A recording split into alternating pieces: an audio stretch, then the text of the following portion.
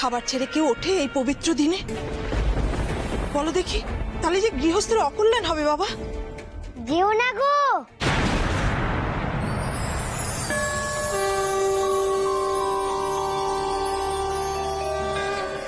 যা যা ভাত আর কাঁচা কাপড় কি ছাড়তে আছে? নইলে পরে কিন্তু পস্তাতে হবে। কি কি বললি তুই? যাচা ভাত, কাঁচা কাপড়? তুই জানিস আমি এই বাড়ির মেয়ে? এটা আমার পৈতৃক ভিটে। আমি কারোর দয়া এই বাড়িতে থাকি না, নিজের অধিকারে এই বাড়িতে থাকি, তুই জানিস? কেন জানবো না গো, আমি সব জানি।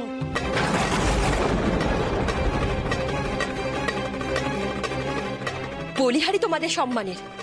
একটা গরিব বামনের বাচ্চা ছেলে দাঁড়িয়ে দাঁড়িয়ে তোমাদের জামাইকে অপমান করে যাচ্ছে, আর তোমরা মজা লুটছো? বাহ! মাধবী, দাঁড়িয়ে দাঁড়িয়ে কেউ মজা দেখছে না এখানে।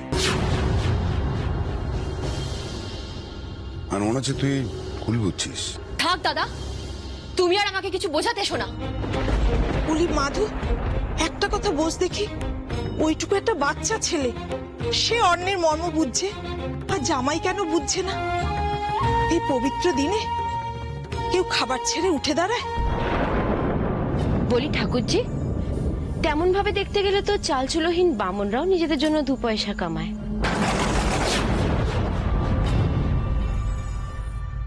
অনেকে তো সেটাও করে না। ছোট, এখনো তুমি দাঁড়িয়ে দাঁড়িয়ে এই অপমান সহ্য করবে? তুমি বুঝতে পারছো না এরা আমাদেরকে তাড়াতে চাইছে? চলো এখান থেকে। মাধবী, এসব কি শুরু করলি? তুই কি বলতে চাইছিস? আমরা সবাই মিলে তোদের তাড়াতে চাইছি? তা নয়তো কি দাদা? ঘুরিয়ে তো তোমরা সে আমাদের চলে যেতেই বলছো। মাধবী, আমি কিন্তু তোদের বাড়ি থেকে চলে যেতে বলিনি। বাড়ির জামাই সে নায়েবের কাজ করবে, খুব একটা সম্মানজনক হবে না ব্যাপারটা। লোকজন অনেক রকম কথাবার্তা বলতে পারে, এ নিয়ে কিন্তু পরে অশান্তিও হতে পারে মাধবী। আর সেই জন্যই বলছিলাম, আদিত্য যেন তার নিজের জমিদারিতে গিয়ে সেই কাজটা করে। সোম, সোম উঠে আয়। মাধু, ঠাকুরজি দোয়াই তোমার, ব্রতর মাঝখানে এইভাবে বাচ্চাটাকে উঠিও না। মা ষষ্ঠী যদি রাগ করেন, আমাদের ছেলেটারই তো অকল্যাণ হতে পারে। থাক বড় বৌদি, তোমাকে আর আমার ছেলে কল্যাণ কল্যাণ ভাবতে হবে না। চল সোম, চলে এসো। মাধু, মাধু,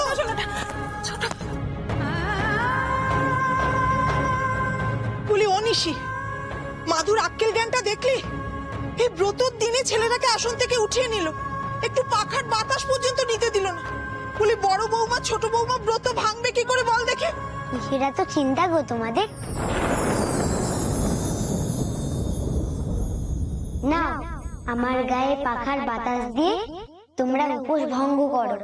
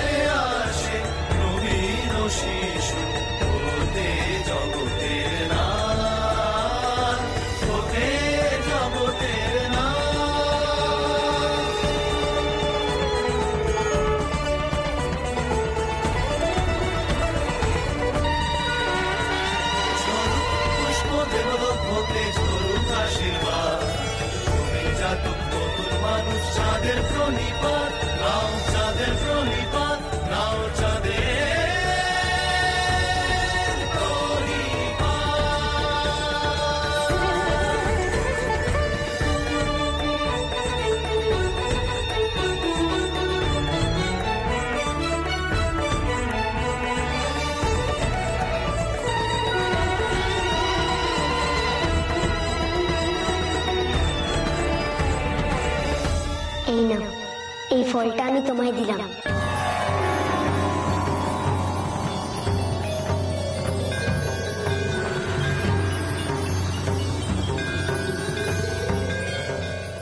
দেখো, তোমার সব মনস্কামনা পূর্ণ হবে।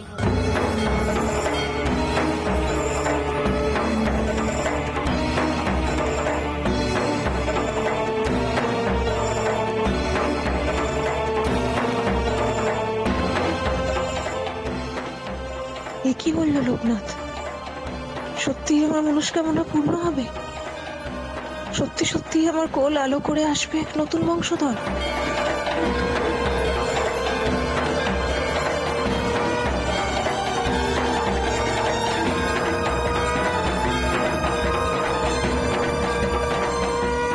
এদিকে মা আমার জন্য অপেক্ষা করছে, আমি আসি।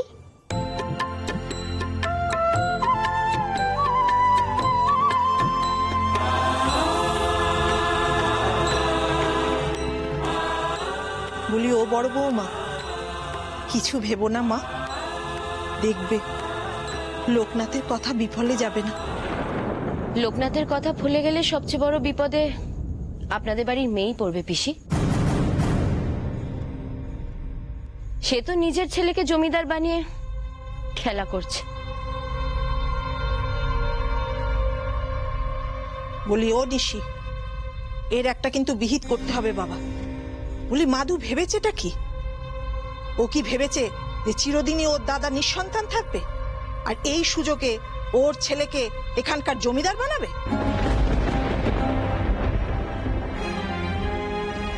জানি না পিসি, ও যে কি ভাবে, কি যে ওর মনের ইচ্ছে, সে একমাত্র ওই জানে। এবার আমাদের ভাবার সময় এসেছে। বলি ওকে ওদের শ্বশুর বাড়িতে চলে যেতে বল। ওদের শ্বশুর বাড়ির অবস্থা তো খারাপ নয়। বলি কিসের আশায় সব ছেড়ে ছুড়ে এখানে পড়ে রয়েছে বল দেখি? পিসি, আমি কি সে কথা ওকে বলতে পারি? ও তোমার নিজের বোন পিসি। কি করে বোনকে বলি যে তুই বাড়ি ছেড়ে চলে যা? তাছাড়া তুমি তো সবই জানো, বাবা আদিত্যকে ঘর জামাই করে এই বাড়িতে এনেছিল। হ্যাঁ, সে তো আমি জানি। বলি ও নিশি, তুই দুধ কলা দিয়ে কাল সাপ পুষছিস না তো বাবা? শেষে ওই সাপই আমাদের জমিদার বংশকে শেষ করে দিয়ে ছাড়বে। সবই তার ইচ্ছে পিসি, আর কপালে যদি তাই লেখা থাকে তা তো হবেই। বিধিলিপিকে আমি তো আর খণ্ডাতে পারবো না পিসি, সবই ওনার ইচ্ছা। বিধিলিপি খণ্ডানো যায় না হে। তোমার সময় যা হবার তাই হবে। কথায় আছে না, বাণিজ্যে বসতে লক্ষ্মী। তাই তোমাকে লক্ষ্মীকে পেতে গেলে বাণিজ্য করতে হবে, ব্যবসা। ঠাকুর, সফল হতে পারবো তো? এটা তোমার কর্মফল, আর বাকিটা কপাল। যাও, কল্যাণ হোক।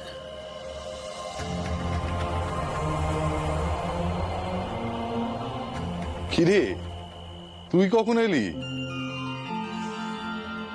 এই তো এলাম গো।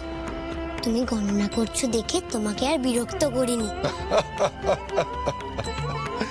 কিছু বলবি? ঠাকুর, হ্যাঁ।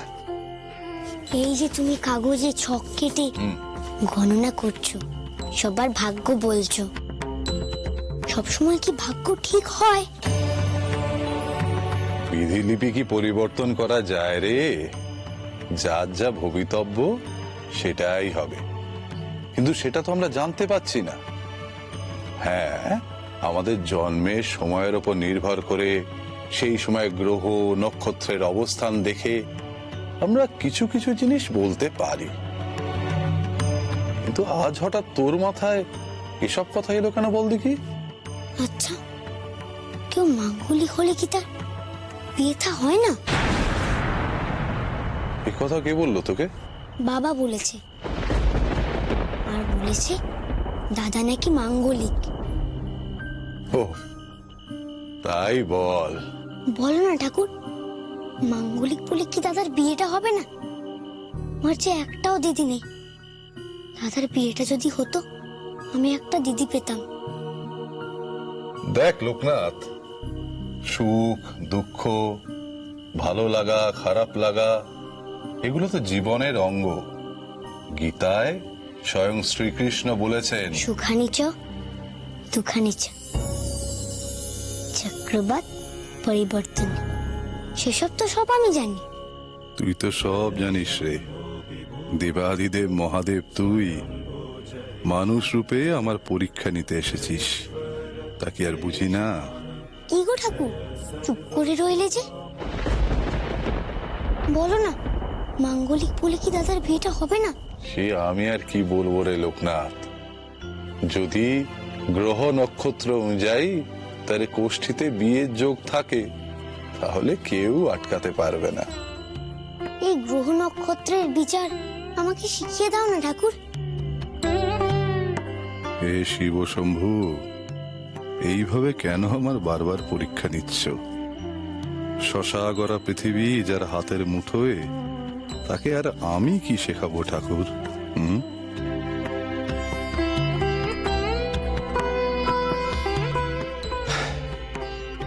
সেসব জানতে গেলে সবার আগে আকাশের ওই গ্রহ নক্ষত্র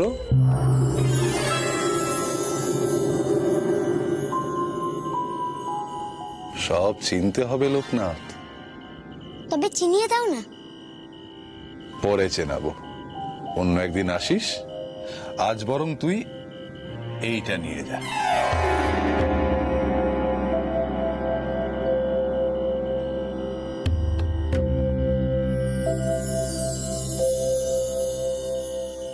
ঠাকুর, এটা কি গো? বুঝলি লোকনাথ, এটায় চোখ রেখে আকাশের দিকে তাকাবি, দেখবি গ্রহ নক্ষত্র সব তোর খুব কাছে চলে এসেছে, তাদের আরো বড় করে দেখা যাচ্ছে। দেখ দেখ লোকনাথ, ওই দেখ সপ্তর্ষি মণ্ডল। প্রথম যেটা ওটা ক্রতু, তারপর পুলহ, পুলস্ত, অত্রি, অঙ্গিরা, মারীচি, বশিষ্ঠ। এটা দিয়ে চোখ রাখলে সব জ্যোতিষ্ক চিনে ফেলতে পারবি। আজ উঠি গো ঠাকুর। কোথায় যাবি? বেনির কাছে গো।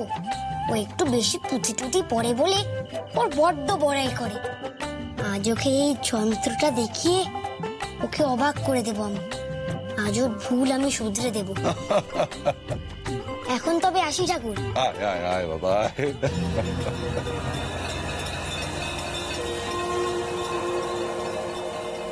বাবার ভুল এইভাবে শুধরে দেওয়ার জন্যই তো তোর জন্ম রে লোকনাথ। কই দেখি মা অন্নপূর্ণার মিষ্টি মুখটা দেখি আগে। আর ওই মিষ্টি টিষ্টি তো পরেও করা যাবে, পরেও খাওয়া যাবে, ওটা কোনো ব্যাপারই না। আচ্ছা আচ্ছা ঠিক আছে ঠিক আছে। কই রে শোভা, শুনছিস? মা অন্নপূর্ণাকে নিয়ে আয়। মা বসো বসো বসো।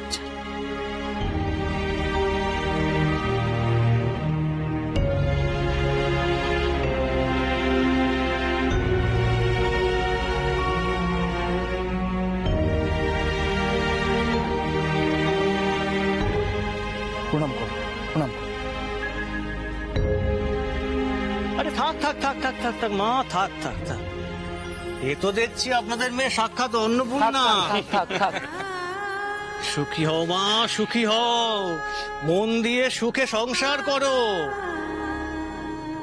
তা মা কিছু কথা বলো, তা না হলে তোমার নামটাই বলো। অন্নপূর্ণা। বাহ, বেশ নাম। তা মা, তোমার চুলটা একটু দেখি।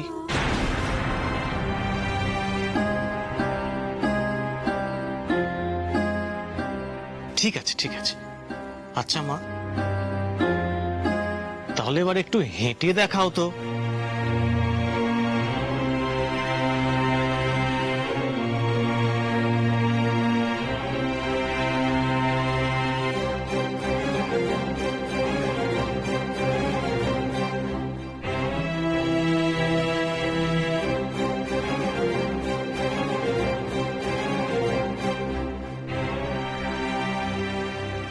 আমার ছেলে কিন্তু শহরে গিয়ে পড়াশুনো করে এসেছে, তার সঙ্গে মানিয়ে নিতে পারবে তো মা?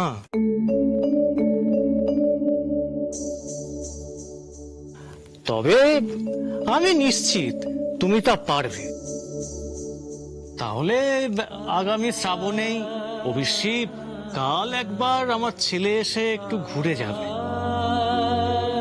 ও দেখার পরেই তারপর না হয় বাকি কথা সব হবে। তা পাকা কথাই পেলাম, এইরকম আশাই করব তো? হ্যাঁ, এক প্রকার পাকা কথাই ধরে নিতে পারো হে বলরাম। এইবার শুধু কুষ্টি মেলানোটাই যা বাকি রইল। একবার আপনাদের মেয়ের সাথে আমাদের ছেলের কুষ্টি মিলে গেলেই বিয়ে সানাই বাজবে। কই হে, একবার কুষ্টিটা দাও, একবার চোখ বুলিয়ে দেখি।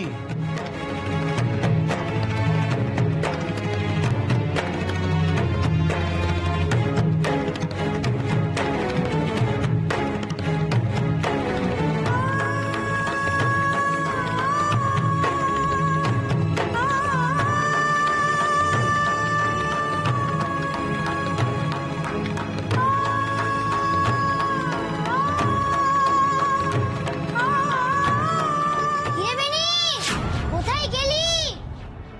দেখ তোর জন্য কি এই এদিকে আয়। দাঁড়া এখানে। আই লোকনাথ, দেখতে পাচ্ছিস রে বাড়ি ভর্তি লোকজন, বেনি যাবে না, যা দেখি এখন। ঠিক আছে কাকি, আমি চলে যাচ্ছি। দাঁড়াও, তুমি লোকনাথ? এতদিন শহরে ছিলাম বলে কোনোদিন তোমায় দেখতে পাইনি, আজ তোমায় দেখে মনটা ভরে গেল।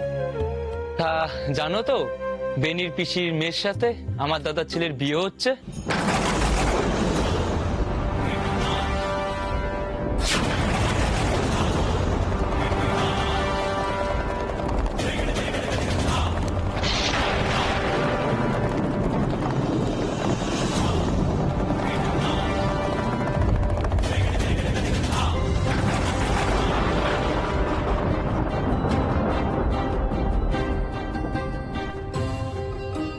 কি আজব ছিল রে বাবা, কোনো কথার উত্তর না দিয়ে চলে যায়। না না, আসলে ও ছেলে একটু ওই রকমই আর কি। আজকে তাহলে আমরা উঠি, রাতও হলো, বাড়ি যেতে হবে। তো কাল একবার ছেলে এসে দেখে যাবে, বাকি কথা না হয় তারপরেই আমরা বলবো। হ্যাঁ, তাহলে উঠি, চলো। বুঝছি। নমস্কার নমস্কার নমস্কার নমস্কার নমস্কার। আসি। আসছি।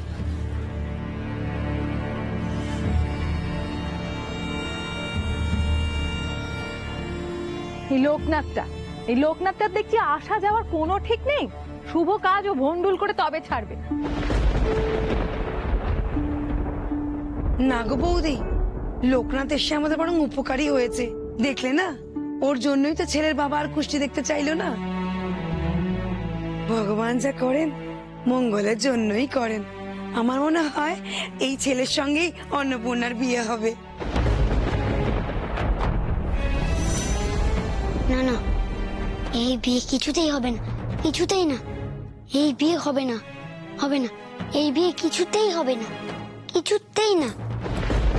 এই বিয়ে হবে না, হবে না। এই বিয়ে হবে না। তাই লোকনাথ, কি বকবক করছিস নিজের মনে? এই বিয়ে কিছুতেই হবে না মা। লোকনাথ, এই লোকনাথ, কার কথা বলছিস তুই? কার বিয়ে হবে না? জানো মা, আজ অন্নপূর্ণা দিদিকে দেখতে এসেছিল। আমি গিয়েছি অন্নপূর্ণা দিদি চোখের দিকে তাকালাম, তখনই দেখছি সেই মেলার মাঠ। বুড়ো শিবের বিয়ে হয়নি বলে সব ছাড়খাড় হয়ে গেছিল না মা, তার মানে কি অন্নপূর্ণা দিদির বিয়েটাও হবে না? তাহলে যে অন্নপূর্ণা দিদি খুব কষ্ট পাবে। চুপ কর বাবা, চুপ কর। এসব অলক্ষণে কথা একদম বলতে নেই, চুপ কর।